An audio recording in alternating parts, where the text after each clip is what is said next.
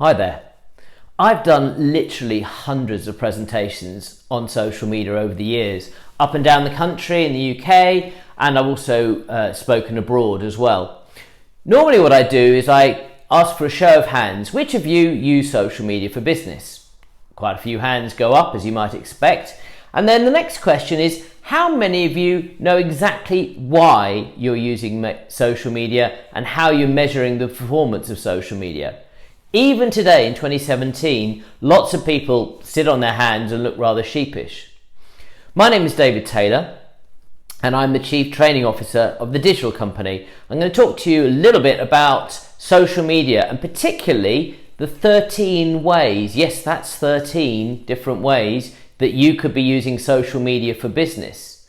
Question is, how are you using social media? So, firstly is PR.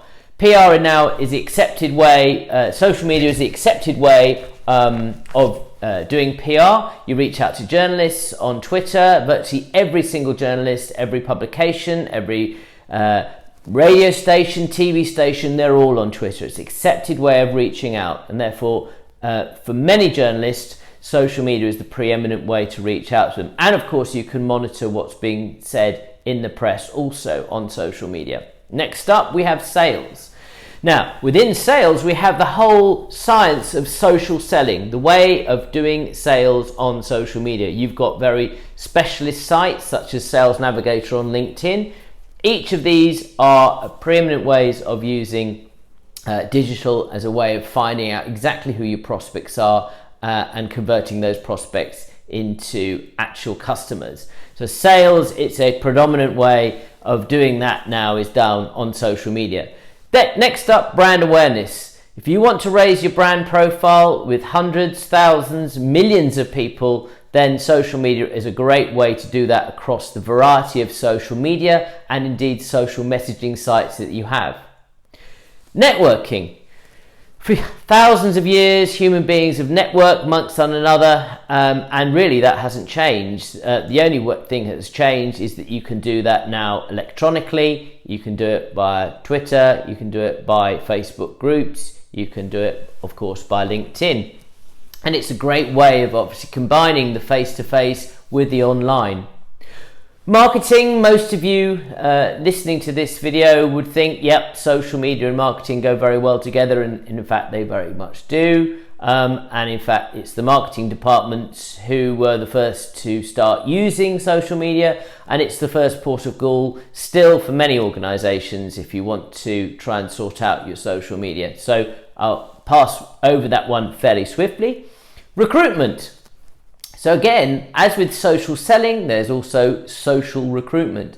So LinkedIn careers pages are now preeminent ways for many organisations to do all their recruitment. Some of them are ditching traditional recruitment consultants and in fact using these new ways. LinkedIn has long been seen as a recruitment way of recruitment. Similarly, Facebook is now also a great way to recruit. So social media and recruitment go very, very well together. Competitor analysis. Obviously, it's key. It's important that you know what your competitors are up to and how can you monitor them on a day-to-day basis. Again, social media can do that. Very simple way is simply using Twitter lists, and you can do private lists on Twitter which enable you to see what your competitors are saying and doing without them necessarily knowing that you're monitoring them. But of course there are sophisticated pieces of software where you can do a lot more competitor analysis as well. Corporate and social responsibility. Many organisations want to be seen to be human organisations, if you like, reaching out to their communities and reaching out to charities they really want to. And again, CSR can be done very effectively using social media, and many organisations may even have a separate Facebook page which is devoted solely to CSR activities. But the charitable sector obviously is using social media massively, and the charitable sector and organisations again can work together on social media to build their presence going forward. Customer service. Many people now just simply don't like talking to a call center or a human being. What they want to do is go straight onto a Facebook page or straight onto a Twitter account and start conversing with the brand. I haven't received that. I haven't had this. I'm not happy with this. Or, in fact, I'm very, very happy with this and I want to tell you how happy I am to talk about it.